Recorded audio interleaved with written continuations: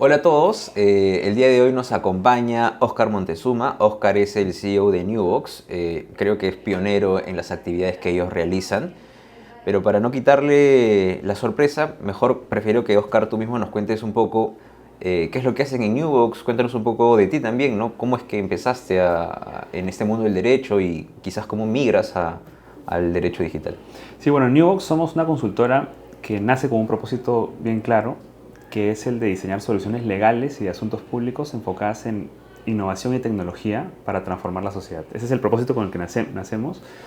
Tenemos presencia en Perú, nos expandimos luego a Ecuador y finalmente a Colombia en el 2023. Entonces ya estamos en 3 países de la región con este mismo modelo, que consiste en cómo ayudar a las empresas, bien sea de tecnología o si no son de tecnología, que están transformándose digitalmente, a navegar por todo el ecosistema legal, ¿no? Entonces, cualquier necesidad legal que pueda tener una empresa en temas de datos personales, por ejemplo, o en diseñar un contrato de tecnología, o en entrar a un metaverso, como nos pasó hace poco con un cliente que quería entrar a Decentraland. Toda la gestión de cómo entrar a este mundo tiene todo un componente legal que es a veces desconocido o poco estudiado. Entonces nosotros nos hemos especializado mucho en entender esas necesidades para poder dar esas soluciones a los clientes que están, digamos, en todos estos procesos, digamos, bien acelerados de transformación digital o de entrar a este mundo digital. Claro. Cuéntanos, entonces, para empezar, vamos a dar un paso para atrás. ¿Por qué estudiaste Derecho? Mira, la verdad es que yo no tenía muchos elementos en ese momento. Yo repetía. Hay una grabación que me enseñó mi mamá hace algún tiempo ya, donde yo repito que quería estudiar Derecho y era pues, un microorganismo ya. Y lo fui repitiendo. Creo que en la vida siempre me repetí Derecho, Derecho, Derecho. En el colegio me gustaban las letras, la parte de literatura, todo. Siempre tuve un tema con las matemáticas. Casi todos los abogados te dirán algo así, que Sí, ¿no? hay muchos que tuvieron un issue grande con Un las trauma ahí. matemáticas, trauma. Y luego optaron por carreras más de ciencias sociales o de humanidades, ¿no? Entonces yo me fui por el lado del derecho. Pero para serte franco, hacia la mitad de la carrera yo no sabía qué estaba haciendo ahí. O sea, me parecía que habían cursos súper abstractos. Nunca olvidaré haber salido de una clase de acto jurídico donde discutíamos cuándo se considera que hay una manifestación de voluntad, por ejemplo, ¿no? Si el silencio es una manifestación. Y todo eso es muy importante para los temas de contratos, ¿no? O sea, porque finalmente dijo que sí, dijo que no, cómo manifestó su... Entonces, todo eso, pero eran temas bien abstractos. Entonces yo decía, ¿qué hago acá? ¿No? Hasta que encontré un espacio. A mí siempre me había gustado el tema tecnológico. Mis tías se acordarán mucho de las veces en que arruiné muchas computadoras de la casa porque me metía a explorar cosas ahí a jugar y todo. Entonces, pero lo tenía como en un casillero. Y por otro lado, estaba ya estudiando Derecho. Entonces dije, ¿habrá algo que conecte la tecnología con el Derecho? Entonces lo más cercano en esa época era telecomunicaciones. Telcos, Entonces claro. entré, me metí al curso de Derecho de las Telecomunicaciones, al curso de Derecho de la Competencia, y ahí en los selectivos de la carrera encontré y dije, acá hay algo que me interesa. Acá hay algo que me suena interesante, algo diferente, algo que se aparta de lo tradicional, habitual, ¿no? Entonces desde ahí me entró ese bichito, ¿no? Y después de eso, mi tesis de grado la hice en un tema que sonaba pues a magia negra o esoterismo en esa época, que era, la hice en el régimen de derechos de autor aplicable al intercambio de música a través de sistemas P2P, ¿no? O sea, de Napster, Kazaa. Fue una tesis bien retadora porque primero que me costó encontrar asesor, porque era el año 2005, 2004 por ahí, bien difícil. Y luego después me criticaron, o sea, me fue muy bien en la sustentación y todo, pero la crítica que me hicieron fue que había mucha bibliografía gringa.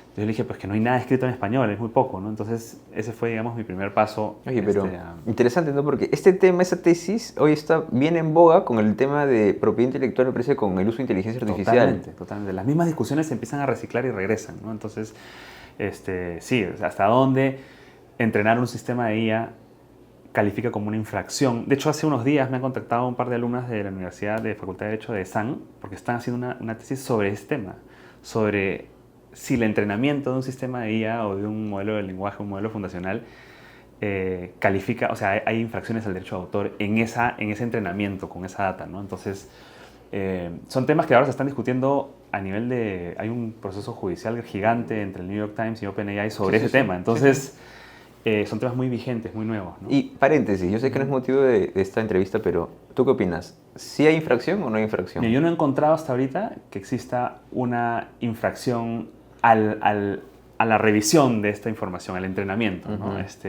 Si hubiesen, depende mucho cómo haces el entrenamiento, pero si tú haces un entrenamiento en el que haces reproducciones, ¿no? O de repente haces una copia de eso y el entrenamiento lo haces jalando de la información de esa copia, ahí sí hay una copia no autorizada, ¿no?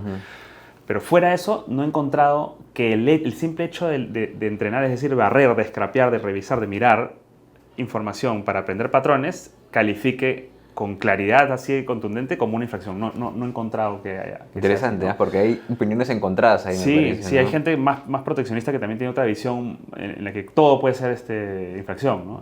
Ahora, ya si de ahí si se generan derivaciones, ¿no? De eso que aprendió y salen obras que se parecen mucho a otras, por ahí ya puedes discutir si en las obras derivadas, en las derivaciones que se hacen, hay una infracción, ¿no? Pero claro, sería más responsabilidad del usuario, no tanto de la herramienta. Claro, ahí tienes todo el abanico de quién es el responsable, ¿no? De la herramienta, del usuario. Entonces es un tema bien complejo, pero al menos mi impresión inicial es esa, ¿no? Yo sé que ese tema va a seguir evolucionando, pero por ahí es que hemos venido teniendo algunas conversaciones. Vamos a ir conversando de eso entonces. Sí. Bueno, me conversabas que había otra rama de Newbox relacionada a las políticas públicas. Cuéntanos un poco qué es lo que hacen ahí. Sí, además del equipo legal que tenemos otro equipo de asuntos públicos que se encarga de monitorear toda la agenda legislativa, ¿no? Y de políticas públicas que van surgiendo en torno a todos estos temas. Y ahora hay todo un hype gigantesco. O sea, los temas de tecnología son los que más se están regulando, ¿no? Hace poco en Newbox hemos lanzado un informe sobre el estado de la regulación de inteligencia artificial en 8 países de la región, de Latinoamérica. Hemos cubierto Argentina, Chile, Perú, Ecuador, Colombia, Panamá, Costa Rica y México.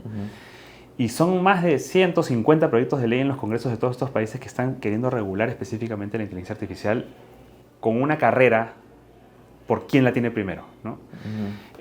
No necesariamente con un ánimo promotor, en muchos casos con un ánimo de tecnopánico, de esto es el cuco y hay que ver cómo lo regulamos lo más fuerte que podamos. Es más de control, de penalizar, Más de control, ¿no? de penalizar, sí. Y se alejan mucho del tema de promover. ¿Qué tal si promovemos una industria de IA? Ok, si hay riesgos que mitigar, bacán, pero promovamos la tecnología, ¿no? Ese esquema de incentivos de desarrollo no existe, no hay una tendencia presente en estos proyectos de ley que están en la región, ¿no? Perú es el primer país que ha regulado la IA en una ley que no es la más feliz, digamos, porque son 4 artículos en realidad, ¿no? Y ahora están en un proceso de desarrollo del reglamento. Entonces nuestro equipo en Newbox se encarga de mapear toda esa agenda de regulaciones que van desde blockchain, cripto, temas fintech, temas de inteligencia artificial, protección de datos personales, y participar también activamente en las discusiones públicas sobre esto, porque hay muy poco insumo técnico detrás de estas discusiones normalmente, ¿no? Entonces, de pronto, no sé, en el Perú existe mucho este tema de la regulación por anécdota, ¿no? A alguien le pasó algo en una plataforma digital y de pronto ley para regular esto, la excepción, ¿no? Se convirtió en el uso general. Claro, ¿no? O alguien tuvo algún accidente en alguna plataforma de transporte, un app de movilidad y de pronto, ok, vamos a regular las apps de movilidad, pero no sé. Pero siempre digo, o sea, se pueden parecer a muchas cosas que tú ya conoces, pero no son lo mismo. Entonces, una de las cosas que siempre promovemos en Newbox es decir, vamos por la regulación inteligente, ¿no? Hay que regular las cosas, primero hay que ver si es necesario regularlas, y cuando las regulamos, como lo que realmente son, ¿no? O sea, una aplicación de móvil no es un taxi. Por más que tú quieras y sientas que se parece, pero no es un taxi. Claro. Es completamente distinta la operativa, todo. Un arrendamiento temporal, Airbnb no es un hotel. Claro. No es un hotel. O sea, por más que tú quieras forzar la figura, no es un hotel porque no opera igual que un hotel.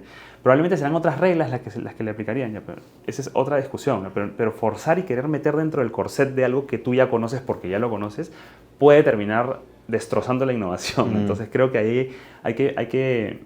Nosotros aportamos mucho en esos procesos de discusión para que se logre ver en dimensión ese tipo de temas y puedan salir, digamos, regulaciones mucho más consistentes con la realidad, ¿no? Claro. Ese tema me trae, una opinión. Entiendo que ustedes también participaron en estas mesas de diálogo que fue en noviembre, diciembre, para comentarios al proyecto de ley que promueve, ¿no? Nosotros también. La impresión que yo me llevé fue catastrófica. Siento que de 100 personas, 95 no sabían de lo que estaban hablando. Lamentablemente eran casi todos abogados. Y no sé, me da la impresión de que hay una buena intención quizás en el hecho de querer promover, pero no será la autoridad de quienes legislan los, voy a decir, culpables de que terminemos teniendo normas que son inaplicables. ¿Cómo ves que el gobierno, el Estado, no sé si debería mejorar o está complicándolo todo a la hora de regular tecnología? Mira, yo creo que hay que regular no tecnologías, sino conductas. Y ese es mi primer punto con ese tipo de temas. Porque al final, pensemos en el clásico ejemplo, el martillo, ¿no? El martillo fue una tecnología que fue muy útil y sigue siéndolo para clavar clavos, ¿no? Pero hubo también alguien que utilizó el martillo para matar a una persona. ¿Ya? ¿Eso hace el martillo malo? No, pues depende, es la conducta la que lo lleva a algo así, ¿no? Entonces, el problema que yo noto cuando se quiere regular tecnología es que se genera una obsesión por regular la tecnología en sí misma. Y esa tecnología puede cambiar muy aceleradamente. Hoy es IA, hace un par de años era el metaverso, blockchain, ¿no? claro. El blockchain. Entonces, al final me parece que no es el approach adecuado ir a regular la tecnología en sí misma, ¿no? Y con esto, ¿qué cosa quiere decir? Que hay muchas normas que ya existen que pueden cubrir ciertas preocupaciones, ¿no? Entonces, yo no soy partidario de crear una ley de inteligencia artificial, nuevamente porque estamos regulando la tecnología específica y porque las cosas o las conductas que tú realices con inteligencia artificial cruzan una serie de normas que ya regulan eso, ¿no? Por ejemplo, protección al consumidor, protección de datos personales, derechos de autor. Y pretender una ley que abarque todo eso es demasiado ambicioso. Y creo que, en mi opinión, no se va a lograr algo así de manera exitosa, ¿no? Sin embargo, tenemos que enfrentarnos a este hype que existe actualmente, donde ya están expidiéndose leyes. El Perú tiene una ley, un reglamento, y el problema que veo a continuación es que empezamos a copiar modelos de fuera que no se ajustan a nuestra realidad, ¿no? Y ese es otro problema, porque podemos terminar generando una barrera, o sea, un bloqueo de la innovación muy grande, porque estamos poniendo requisitos que regulan una serie de cosas que ni siquiera existen acá. O sea, en el Perú y buena parte de Latinoamérica aún somos, en gran medida, algunos países más, otros menos, consumidores de tecnología. Somos followers. ¿No? Exacto. Entonces, ¿por qué tendrías que regular acá las 7 categorías de productores o de actores que participan en el diseño de un sistema de inteligencia artificial, ¿no? O sea, si acá nadie diseña, o sea, no quiero decir de que no vaya a ocurrir en algún momento, pero más bien lo que deberíamos estar preocupados es cómo generamos que se desarrolle eso acá localmente, ¿no?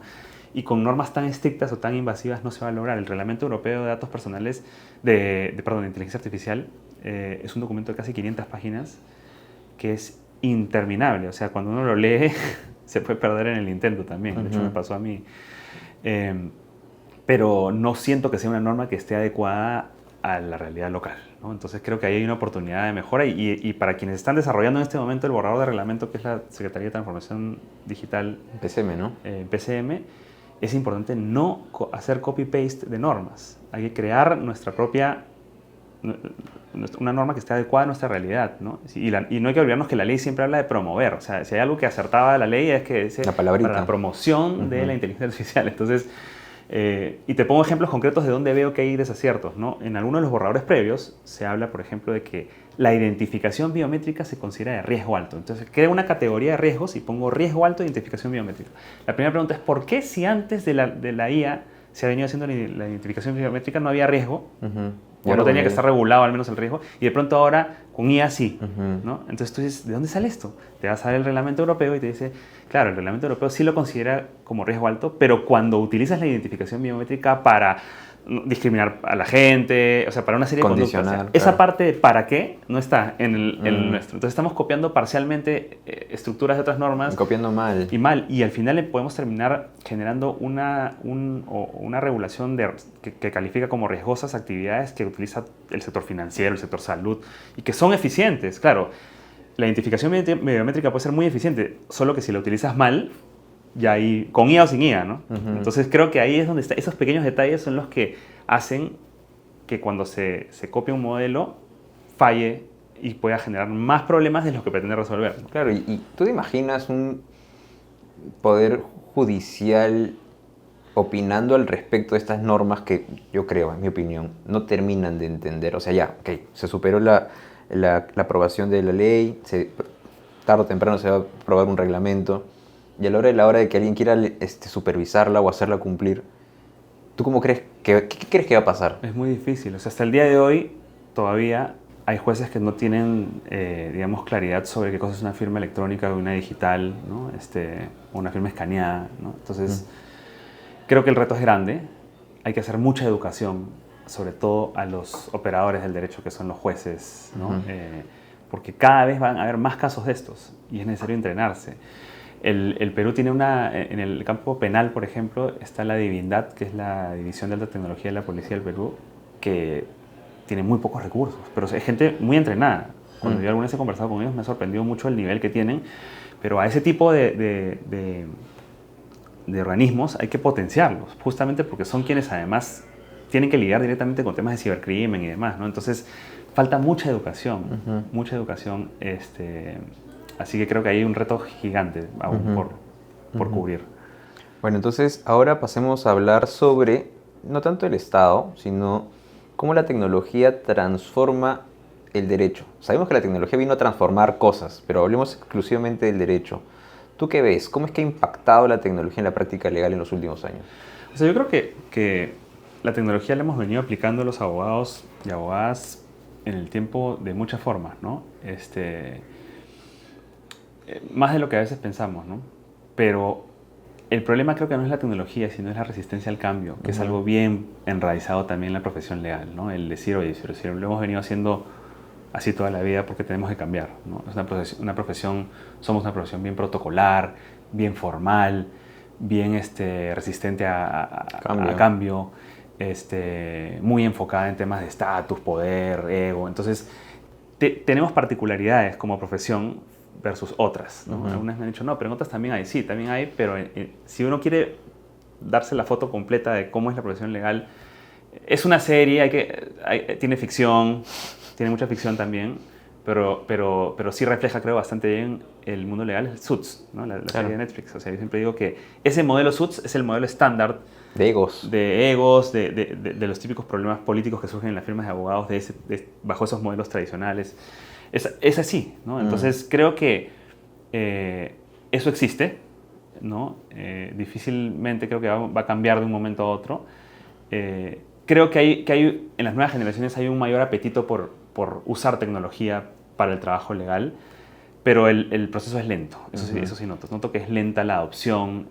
Se habla mucho de Legaltech, hay mucho washing también, porque de pronto ahora todos sacaron su IA, ¿no? Entonces hemos entrenado nuestra propia IA. Todos han sacado su raja. Sí, todos han sacado su raja, claro, pero suena engañoso cuando tú dices de pronto hemos entrenado durante más de 2 años a nuestra propia IA, ¿no? Entonces eso no es un modelo fundacional, o sea, eso no es que tú tengas un RAG y que jales de ahí información y lo notas, hay un trabajo, ¿no? Me parece, pero no es tu propia IA o que la has entrenado. Entonces hay también un poco de eso para poder tratar de compensar este tema de la resistencia al cambio y demás, pero creo que poco a poco vamos a ir viéndonos obligados, yo creo, por el cambio generacional también y porque hay tecnologías que están empezando a aparecer y que ya no puedes, así quieras, rechazar, ¿no? Claro. O sea, te hablo incluso de los clásicos de ChatGPT, de Cloud, de miles que están ahora, Notebook, en fin, Justina. Son soluciones que ya están en nuestras manos, ¿no? Claro. Y que nos hacen más fácil la vida, pero que rompen también con estructuras muy tradicionales, como por ejemplo el esquema de facturación horaria que tienen los estudios de abogados, ¿no? Hay una gran incógnita sobre eso. Si es que yo puedo hacer más eficiente el trabajo, entonces debería cobrarte menos, ¿no? Ya, hay un dilema gigante y una gran discusión Casi que ética también, ¿no? Sí, claro, ¿no? Entonces, sobre todo porque muchas de las soluciones de IA que se promocionan actualmente en el campo legal, creadas por firmas y demás, te dicen, oye, esto acá, veía hace unos días una que te decía, recupera tiempo para ti y para tu familia, ¿no? Ok, pero si el modelo está basado en vender tiempo... Horas, claro. Entonces, ¿no? Entonces hay un cortocircuito, ¿no? Claro. Pero a ver, una consulta aquí. Te voy a hacer una pregunta que le suelo hacer nosotros cuando presentamos Justina. Ajá. Bien de Perú, no te hablo del mundo, bien de Perú. Si yo te digo, ¿cuál es la última gran innovación tecnológica que ha adoptado la práctica legal en el Perú? ¿Tú qué dirías? La última... Así como, no sé, pues, el paso en la ingeniería, voy a decirte un ejemplo, ¿no? El paso de hacer dibujos a manos, AutoCAD, en vez de hacer derivadas en cuaderno, una calculadora científica, ¿no? Una cosa de esas. Es difícil, ¿eh? Es difícil. Podría haber sido pasar de máquina de escribir a procesador de texto. Es lo que me han dicho antes, sí, tal cual. ¿No? Pero date cuenta de lo fuerte de Sí, que es esa respuesta. sí. ¿No? Justo estamos hablando que, bueno, la pandemia en algún momento ayudó, no es realmente transformar la práctica legal, sino a hacer más fácil algunas cosas, ¿no? Antes no existía el Pagalo.p, ¿te acuerdas? Ajá. El practicante iba a hacer su call en el Banco de la Claro, Nación. claro. Bueno, ahora ya no. Pero eso no es formalmente, si te pones a pensar, una solución legal, eso es más de, te diría, fintech, por último, ¿no? Sí. Pero bueno, entonces sí, me quedo con esa respuesta. Es una pregunta difícil. Es Sí, capciosa. pero no ha habido mucha evolución en temas. Es que nadie se ha comprado el pleito tampoco, ¿ah? No, y también hay un tema, es que, por ejemplo, Rafael Meri, que siempre escribe sobre estos temas picantes, sobre el tema de transformación en el derecho, una de las cosas que dice es que, claro, no se ha dado, por ejemplo, en el sector legal, no apareció un Netflix del derecho, un Uber del derecho, que realmente revolucione por completo todo, ¿no?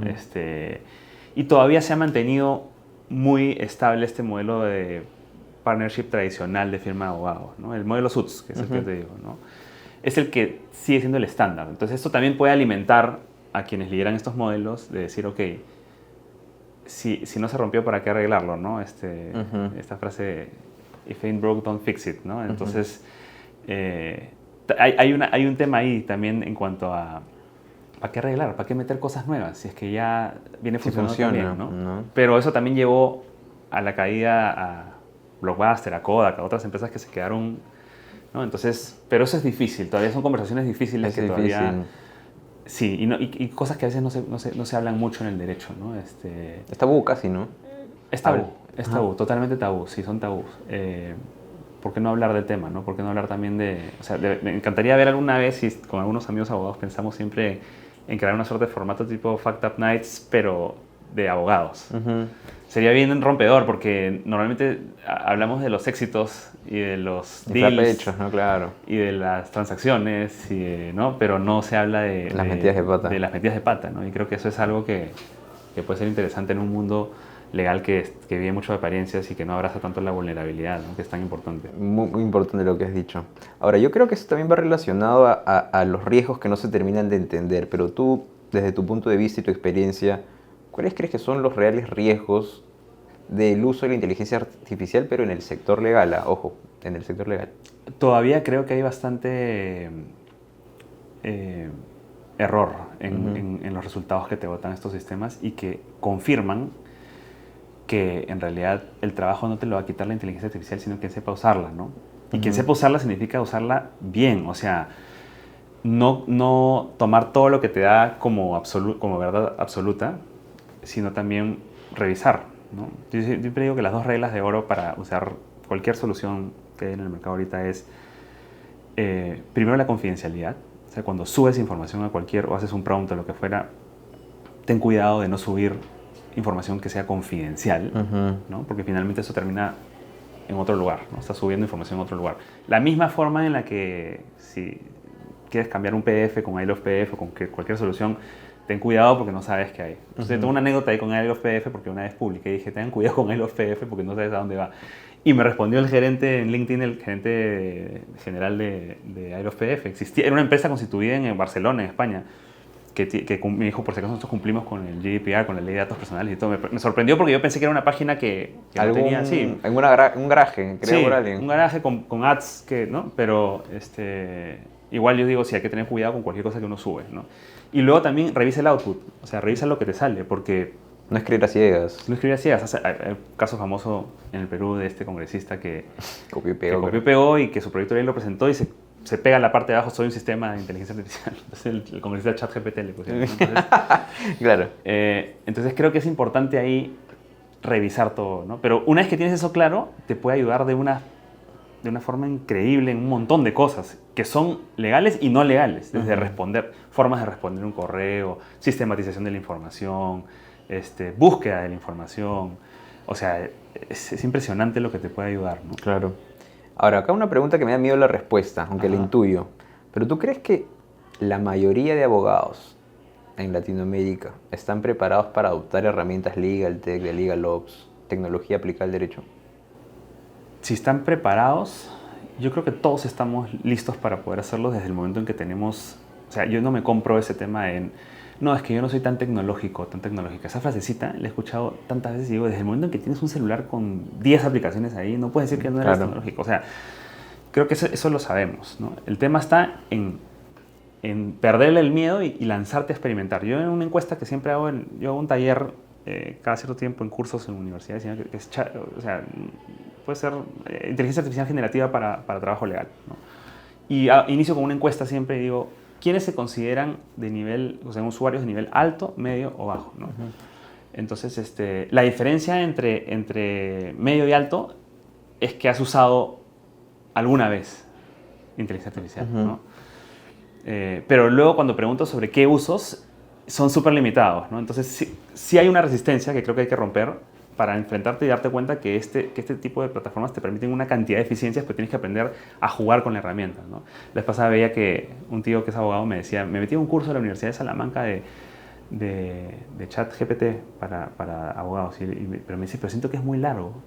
Entonces yo le digo, ¿cuánto tiempo es? Creo que eran 4 meses, 5 meses. Yo le digo, pues un montón de tiempo, le dije. O sea, esto acá en realidad en 2 sesiones o una sesión de 3 horas puedes tener lo básico necesario y el resto es tú probar y jugar con la herramienta. Y ahí encuentras la magia. La magia pasa en el uso, en la iteración. Y ahí es donde siento que o sea, tampoco va a ser una solución que tú vas a presionar el botón y te va a sacar todo ya listo para... No, o sea, pero tienes que... Y lo mismo ha pasado, o sea, con otras tecnologías como cuando aparecieron los buscadores, cuando apareció el SPIG incluso, que es esta base de datos del estado de las normas, ¿no? Todo eso, digamos, que ha generado... Los hemos ido adoptando poco a poco, ¿no? Y al final han ido quedando, pero todavía hay como ese freno. O sea, no es un tema de que no puedan, es un tema de que no quieren. Sí, muchas veces no quieres el temor a lo desconocido también, ¿no? Sí, en una profesión además tan formal, ¿no? Claro. El SPIG en su momento fue un problema también para mucha gente, porque yo me acuerdo de alguna vez cuando era practicante que cuando salió el SPIG, que es básicamente la recopilación de todo ahora ya todo nace en digital, ¿no? Pero del peruano, ¿no? Del peruano. Entonces me decían, ten cuidado y por favor anda, revisa otra vez la norma en papel para saber si es que está exactamente igual, ¿no? Claro. Muchos años atrás, o sea, esto claro. Ahora ya uno confía más en que el SPIG, porque ahí se publica todo y de ahí sale, ahí está la original, ¿no? Pero siempre han habido esas fricciones, ¿no? Aprovecho lo que me mencionas sobre esa relación entre querer hacer y poder hacerlo para hacerte la siguiente pregunta, ¿no? Tú en tu experiencia en Newbox, habiendo trabajado con tantas gerencias legales, ¿cuál crees que es el mayor reto de estas posiciones cuando tienen que enfrentar proyectos tecnológicos? No solamente para ellos, sino para el resto de áreas en la empresa. Es importante que el legal sea incluido desde el inicio. Eso es lo que veo como un reto grande, ¿no? Por lo general, y creo que no es la visión correcta, las áreas legales en los negocios siguen siendo percibidas como áreas de soporte o apagincendios o bomberos, ¿no? Pero el trabajo que puede hacer legal es mucho más estratégico, ¿no? Que solamente apagar incendios, ¿no? Entonces, tiene mucho que ver también con cómo legal se presenta al negocio y se convierte en un solucionador de problemas en general, ¿no? Y no en el típico cuello de botella o en el típico que te dice no se puede, no se puede, no se puede. Yo conversaba una vez con un amigo que tuvo que lidiar mucho con áreas legales en empresas y él me dijo, yo cambié por completo mi relación con los abogados cuando yo les preguntaba, ¿se puede? Y que me decían, no se puede. Mal hecha la pregunta, decía. Yo desde ese momento empecé a preguntar, ¿qué riesgos enfrento?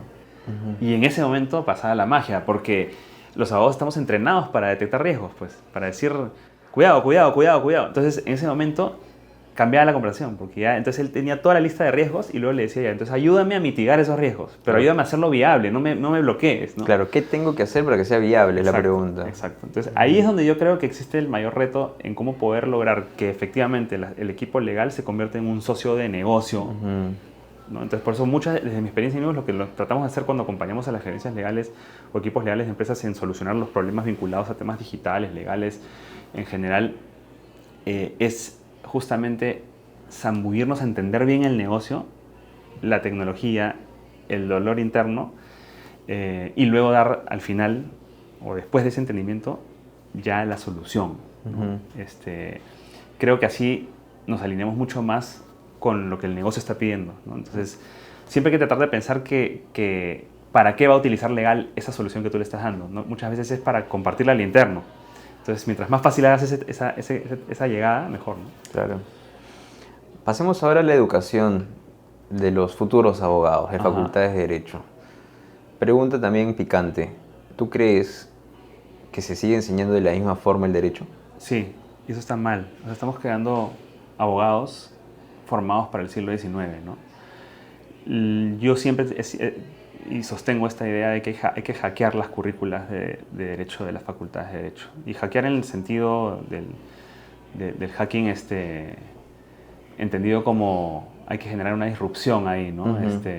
Hay que darle la vuelta a esto y realmente revisar bien, porque sí, yo creo que que para ser un buen abogado o abogada tienes que tener una formación sólida en ciertos cursos que son fundacionales, ¿no? Pero no pueden ser los únicos, pues. Ahora hay un montón de cosas que exigen que tengas más conocimientos que solo el legal, ¿no? Por ejemplo, a nadie se le forma en la facultad para poder tener nociones mínimas sólidas, por lo menos, de cómo llevar un negocio legal, ¿no? La universidad te enseña a ser un gran técnico del derecho, pero no un empresario del derecho. ¿Cómo conseguir clientes? ¿Cómo ¿Cómo conseguir hacer clientes? marketing ¿Cómo legal? hacer marketing? Claro. ¿No? Y entonces todo eso no existe. Entonces tú sales y tus caminos son o te vas al gobierno, que sabemos lo volátil que puede ser, o te vas a una gerencia legal, que sabemos que no es el core del negocio lo legal, ¿no? Entonces probablemente van a haber menos posibilidades, o te vas a una firma de abogados, que es donde está el grueso probablemente, ¿no? Y te vas a ver cómo funcionan las firmas de abogados. Funcionan de una manera bien poco profesionalizada en términos generales, ¿no? O sea, en cuanto a su estructura y todo, ¿no? O sea, por lo general el modelo clásico es que todo depende de una junta de socios que decide desde qué color se va a pintar la pared del estudio, dónde va a ser la fiesta, hasta los ascensos y todo. Entonces, son estructuras que están bien poco, donde personas de otras especialidades no tienen suficiente autonomía para tomar decisiones, ¿no? Entonces, si tú quieres, por ejemplo, implementar una solución tecnológica, tú tienes que pasar por ese gran Pero el comité de innovación. o un comité de innovación que está controlado por los socios principales. Entonces, al final es muy difícil que la innovación fluya en una estructura tan rígida, ¿no? Sí. Entonces, creo que son oportunidades de mejora grandes que todavía faltan dentro de cómo formarnos como abogados, ¿no? Si queremos realmente un Netflix del derecho, un Uber del derecho, la universidad tiene que ser el lugar donde tú te empapes de todas esas tendencias tecnológicas, de innovación, de formas diferentes de hacer el negocio, que traigan finalmente a personas que se manden a hacer este tipo de apuestas, ¿no? Pero si no, si seguimos el típico career path tradicional del derecho, vamos a terminar siempre en lo mismo, ¿no? En el modelo Suits, ¿no? Que no digo, siempre habrá en el mercado gente que esté feliz con el modelo Suits, pero ya hay cosas nuevas que están pasando en el derecho y hay que atender esos nuevos fenómenos, ¿no? Hay formas de poder ser abogados distintas ahora. Hay grandes oportunidades que se han generado, ¿no? Pero ¿no crees que es un poco difícil? Porque es como que el juego o el dilema del huevo y la gallina, ¿no? Porque son los mismos, vamos a decir, docentes de antaño, con miedo a la tecnología o estas nuevas cosas, ni qué decir de los decanos. ¿Cómo crees que se puede resolver esto? Si seguimos con estructuras tan rígidas, también en la forma de la enseñanza, ¿no? tan magistrales, ¿no?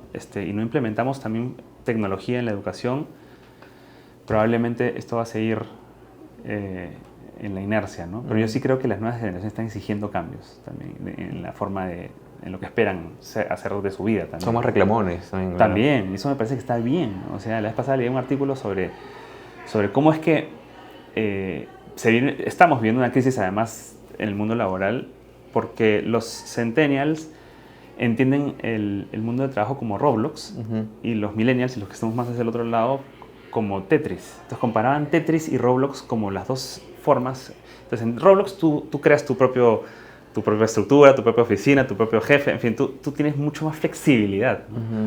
En el mundo Tetris no, pues. Te acomodas, ¿no? Te acomodas. Tienes que jugar con las reglas que están preestablecidas, ¿no? Entonces, bien interesante porque hace un paralelo. Yo creo que ese mundo Roblox va a empezar a calar de alguna manera en el mundo del ejercicio profesional del derecho y también va a empezar a generar nuevas demandas.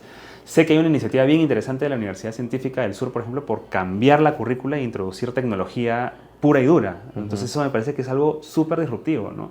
¿Por qué no se atreven las demás a hacer lo mismo? Y porque sí, ahí está esa solemnidad, eso que frena muchas veces al mundo legal de cambios grandes, ¿no? Una última pregunta. ¿Qué consejos le darías a los abogados que pues quieren incursionar en descubrir tecnología o a los abogados que quizás le tienen aún algo de temor y están postergando esa decisión?